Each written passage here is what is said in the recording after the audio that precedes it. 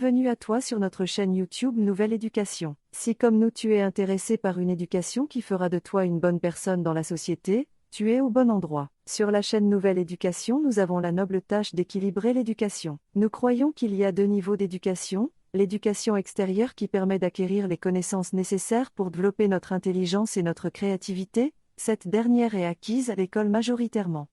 Et l'éducation intérieure qui permet de donner à l'homme les connaissances nécessaires pour devenir une bonne personne, cette dernière est acquise majoritairement dans la famille et les lieux religieux. Si toutes ces idées t'intéressent, nous t'invitons à nous laisser un pouce bleu pour nous encourager. Bienvenue à tout le monde dans notre programme d'éducation pour développer une bonne personnalité et construire une famille harmonieuse. Nous sommes sur la deuxième partie, l'amour fraternel. Aujourd'hui, on va voir le chapitre 5 qui est intitulé Résoudre les rivalités dans la fratrie ou encore résoudre les rivalités entre frères et sœurs. Dans ce chapitre, on va examiner les causes internes des rivalités dans la fratrie et des conflits entre les nations. Il va souligner la nature négative et destructrice de l'apitoiement sur soi et comment la surmonter. Il va aussi montrer l'importance de l'autoréflexion et de la prise de responsabilité comme fondement de la réconciliation entre ennemis. Et enfin, il va montrer en annexe que toutes les religions nous enseignent à aimer nos ennemis. En grandissant, les enfants doivent apprendre quelles sont les responsabilités les plus importantes de la vie. L'une d'elles est de savoir comment contrôler la colère et la haine. Quand elles ne sont pas contrôlées, ces émotions sont négatives et dangereuses parce qu'elles nous empêchent d'aimer les autres et de nous sentir aimés. Lorsque ces émotions sont contrôlées, les relations se révèlent pacifiques et productives. Cela s'applique non seulement aux frères et sœurs dans une famille, mais aussi aux nations et aux religions. Les relations esprit et corps et parents-enfants sont de nature verticale. En revanche, l'amour fraternel est de nature horizontale. Il est naturel que les frères et sœurs aînés enseignent aux cadets et que ceux-ci apprennent des aînés. Du point de vue des parents, les frères et sœurs se trouvent au même niveau. Les parents aiment chaque enfant de manière unique mais équivalente. Comment est-ce possible? Tout simplement parce que l'amour des parents pour chaque enfant est unique, parce que chacun d'eux est unique. Mais leur amour est équivalent, car de bons enfants sont prêts à se sacrifier sans hésitation. De bons parents, sont prêts à se sacrifier sans hésitation et complètement pour chacun de leurs enfants. Les rapports entre frères et sœurs s'étendent pour créer des tribus, des groupes ethniques, des communautés et des nations.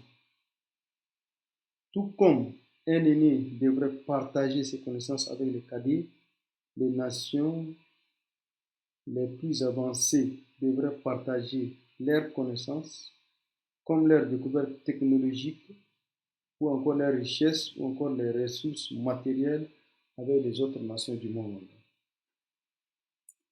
En grandissant, les amis vont et viennent, mais les frères et sœurs sont liés par les mêmes parents et cette relation dure pour toujours. C'est un lien d'amour spécial qui se renforce au fur et à mesure que les frères et sœurs grandissent. Si les nations souveraines se considéraient comme une fratrie, membres de la même famille, elles partageraient alors un respect mutuel et la prospérité.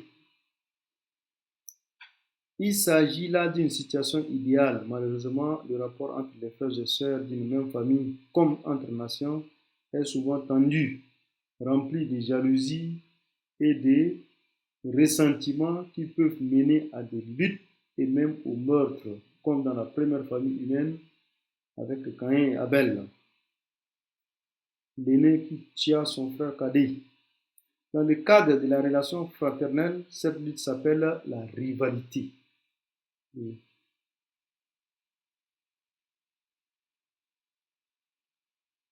Quand elle se produit entre nations, on l'appelle la guerre.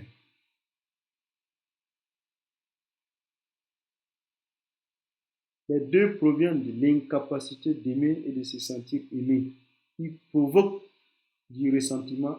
À tort, nous blâmons les autres et nous blâmons les autres de nous rendre malheureux et pensons que s'ils s'en vont, le problème sera résolu. Alors que dans la plupart des cas, ce n'est pas ça. En grandissant, les disputes se produisent au sein de la fratrie. Il s'agit de peu pour énerver.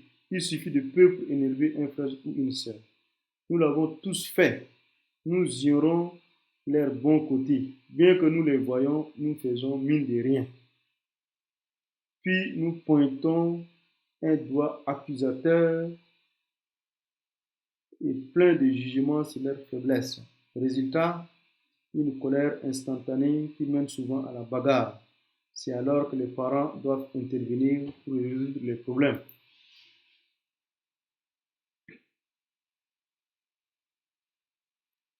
Mais quelle en est la source? Cela commence habituellement quand l'apitoiement sur soi, par l'apitoiement sur soi-même. C'est comme un mur émotionnel que nous construisons autour de nous. Cette émotion négative nous empêche de nous sentir aimés et valorisés. De la part de tous, notre première réaction est généralement de cesser tout dialogue. Nous pouvons facilement dire « je ne veux plus te parler ». Dans notre cœur, nous sentons « je ne veux même plus te revoir ».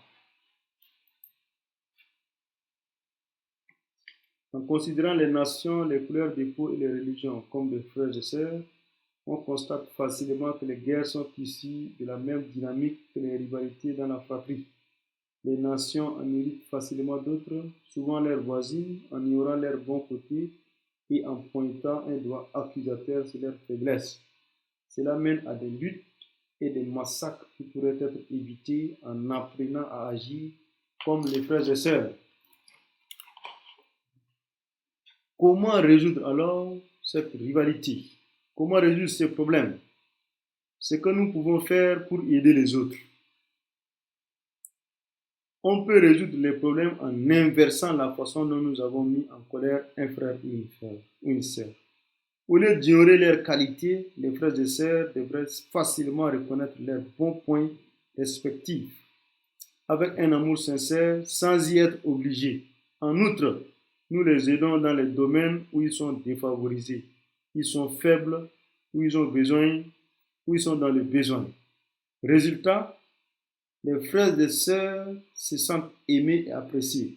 Cette joie positive et cette grande satisfaction proviennent de cette émotion positive et ainsi la communauté et la communication reprend. Sur cette base, les problèmes peuvent être discutés et traités dans une atmosphère de respect, de confiance et de coopération. La rivalité disparaît, permettant la restauration du bonheur et de l'harmonie dans la famille. Maintenant, comment vaincre cette colère? Ce que nous pouvons faire pour nous-mêmes. Après avoir vu ce que nous pouvons faire pour les autres, nous allons voir maintenant ce que nous devons faire pour nous-mêmes. D'abord, compter nos bénédictions. Dans l'apitoiement sur nous-mêmes, nous pensons que nous sommes mal aimés et que personne ne se soucie vraiment de nous. Donc, l'apitoiement sur notre sort peut être surmonté en pensant aux bénédictions que nous avons déjà reçues.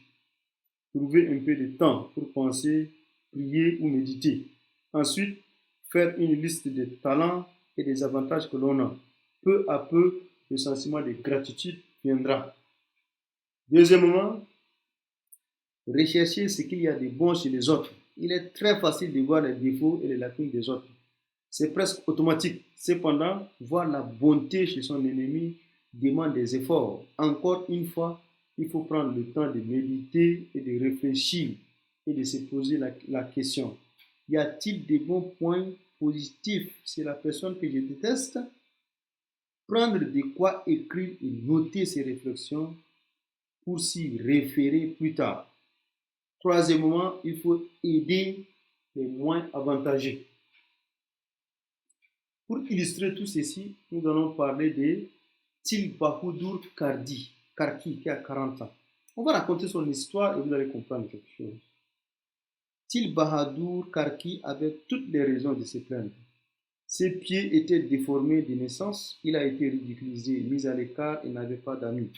Sa famille et lui-même ont été ostracisés. Sa mère en particulier a été persécutée et humiliée par sa famille et ses amis. Y a-t-il un mauvais esprit dans leur famille? Se demandaient les voisins. Plus tard, même sa propre mère le quitta.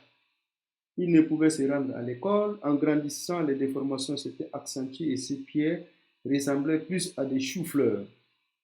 Il marchait sur ses chevilles à 40 ans car il n'avait jamais porté de chaussures. Au lieu de cela, il portait des tongs, saut-pieds en utilisant une seule lanière. Il a dit à une petite assemblée lors de la journée internationale des familles des Nations Unies à Katmandou au Népal en 2013, j'ai essayé de me suicider 5 fois. Mais, regardez les pieds. Mais, d'une manière ou d'une autre, Karki a persévéré. Pour vivre, il mendiait dans un temple hindou de la capitale. Il gagnait à peine de quoi vivre et pourtant, il économisait chaque jour quelques pièces qu'il mettait sous terre. Et cela pendant 27 ans. Puis en 2008, les choses ont changé. Il a déterré toutes ses économies, ce qui fait environ 5000 roupies, soit 6000 $ américains. Et il a tout investi pour ouvrir une maison pour les orphelins et les enfants dont les parents avaient été tués dans la guerre civile au Népal, qui a duré 10 ans, faisant environ 15 000 morts. On continue. L'expérience de Karki est extrême, mais on peut trouver des tas de raisons de se plaindre. On peut toujours les justifier, mais elles sont toujours destructrices. L'apitoiement sur soi-même agit comme un tourbillon d'eau qui entraîne tout avec lui dans les égouts. Alors, comment peut-on briser ce cercle vicieux d'autodestruction? J'étais orphelin, déclara Karki plus tard dans une interview. Alors, je ne voulais pas que d'autres enfants innocents souffrent comme j'avais souffert moi-même. En fait, il surmonta l'apitoiement sur lui-même en ayant pitié des autres plus que de lui-même. Il a créé le Joint Disabled Unity Awards Center. Donc, il a créé un centre pour aider les enfants. Ce faisant, ce mendiant sans chaussures a découvert l'une des plus grandes leçons de la vie. On ne perd pas en donnant aux autres, on gagne. Vivre pour les autres permet à celui qui donne de recevoir. Donner aux autres procure une grande joie, une profonde satisfaction et une paix intérieure. Ce sont des choses inestimables qui ne peuvent être exprimées que par le don altruiste. Car qui a été si occupé à prendre soin des enfants, il les appelait ses enfants, qu'il n'a plus eu le temps de se plaindre. Il y a une autre leçon à prendre de cette journée ensoleillée de 2013. Lorsque les Nations Unies célébraient les familles, les 37 enfants de la petite maison bondée n'étaient pas liés biologiquement, mais ils formaient une famille. Ils étaient frères et sœurs. Pourquoi? Plus que de partager le même ADN ou de vivre ensemble sous un même toit, c'est l'amour d'un parent prêt à faire un sacrifice total et inconditionnel pour leur bien qui faisait d'eux une famille, une vraie famille. L'amour vertical des parents est la base de l'amour fraternel. L'exemple de Karki est un modèle de vie pour les autres qui peut s'appliquer non seulement au niveau individuel, mais aussi dans le cadre de la famille, à l'école, sur le lieu de travail et dans tous les domaines de la vie. C'est l'une des leçons de vie importantes. Voici une autre histoire. Cette fois-ci, je pense que tous les Africains devraient la connaître. Nelson Mandela a passé 27 ans en prison en Afrique du Sud à cause de sa révolte contre l'apartheid. Il avait horreur d'être opprimé par les Blancs qu'il méprisait aussi. Malgré son amertume et son ressentiment, il a fini par surmonter sa haine envers les Blancs. Plus tard dans sa vie, Mandela a conseillé à tous, je cite, Si vous voulez vous réconcilier avec votre ennemi, vous devez travailler ensemble. Il deviendra alors votre allié. Fin de citation. À moins de résoudre les rivalités dans la fratrie, celles-ci se transmettront aux futures générations et dans la plupart des cas, deviendront plus ardues et plus difficiles à résoudre. Selon vous, que serait-il arrivé si Nelson Mandela était sorti de prison amer et rancunier? Réponse: l'Afrique du Sud aurait probablement sombré dans une terrible guerre civile. Cependant, après sa libération de prison, il a fait de son ennemi un ami et est devenu le premier chef d'État noir de son pays.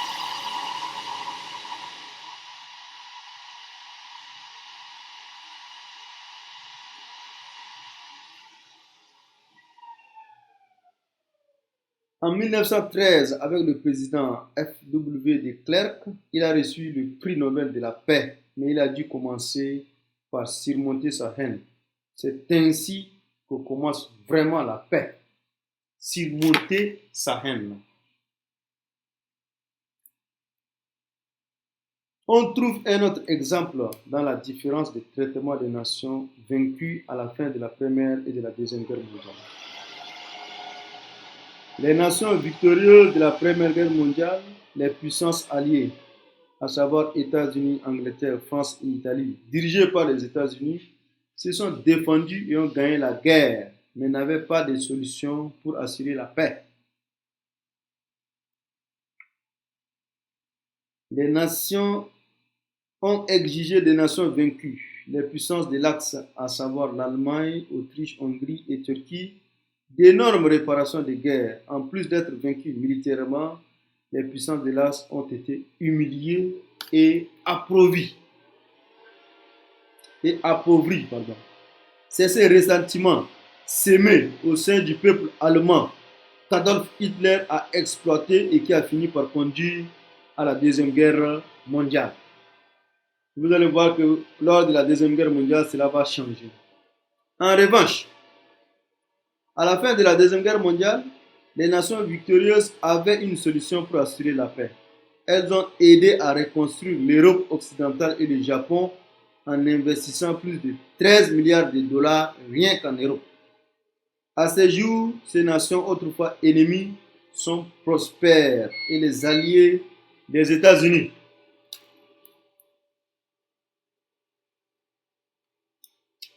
La résolution des conflits, pour revenir à ce sujet. Dans le cas ci-dessus, voici les 3 étapes pour résoudre le conflit. Première étape, c'est demander qu'aurais-je pu faire mieux. Il faut avoir des réflexions personnelles sur ça. Les États-Unis se sont rendus compte de l'erreur faite par les Alliés à la fin de la Première Guerre mondiale. Deuxième étape, il faut s'engager à prendre la responsabilité de la colère émotionnelle. Avec le cœur d'un parent, ils ont aidé à reconstruire l'Europe et le Japon à la fin de la Deuxième Guerre mondiale. Et enfin, troisième étape, décider de pardonner, d'aimer et de s'unir. Les nations ennemies se sont réconciliées et sont devenues les plus proches alliés. Elles ont pardonné, aimé et se sont unies.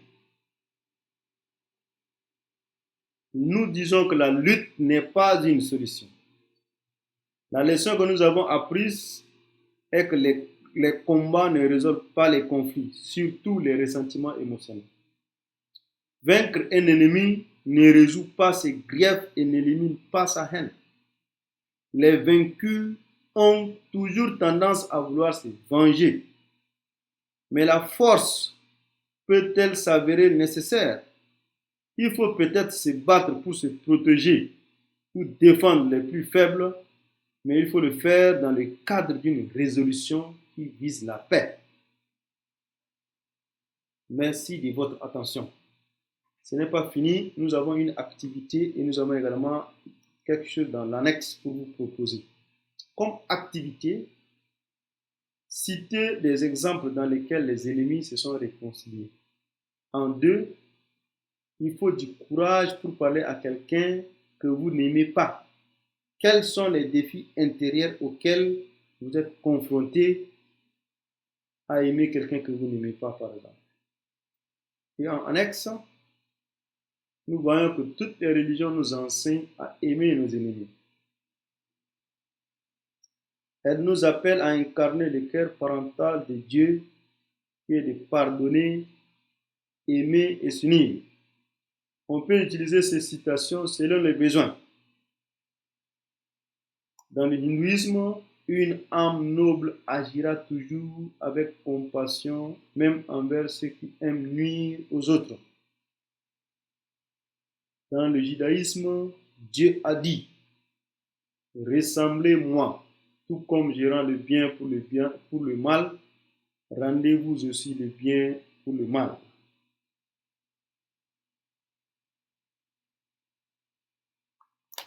Dans le bouddhisme, les haines ne cessent jamais par la haine.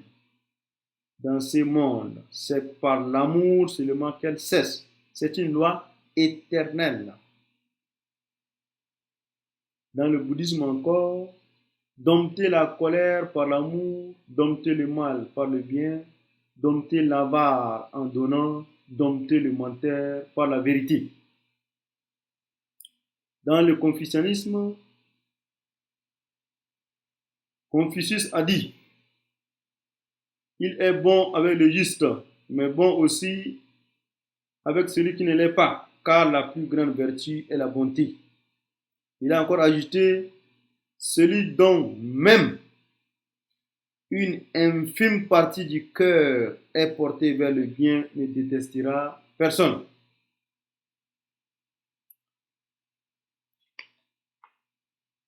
Et pour finir, dans le christianisme,